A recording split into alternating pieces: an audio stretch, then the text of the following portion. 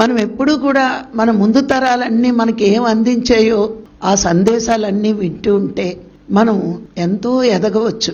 ఎక్కడెక్కడి నుంచో కాదండి, మన ముందు తరాలు, ముందు యుగాలు ఆ మహాకావ్యాలు మనకు అందించినప్పుడు రామాయణం ధర్మం నేర్పుతుంది, భాగవతం సృష్టి గురించి నేర్పుతుంది, భారతం నీతి చెప్తుంది, పరులది ఆశించవద్దు. ఇట్లా ఒక్కొక్క కావ్యం ఒక్కొక్క గ్రంథం మనకి ఎన్నో మెసేజ్లు ఇచ్చాయి. ఇన్ని చెప్తున్నా మార్పు లేనప్పుడు ఆఖరిగా వచ్చింది మనకు భగవద్గీత. ఇది కూడా చదవకపోతే వీడు చేసిన పాపాలకి వెనక జన్మలకు వెళ్ళిపోవడానికి కూడా అవకాశం ఉంది.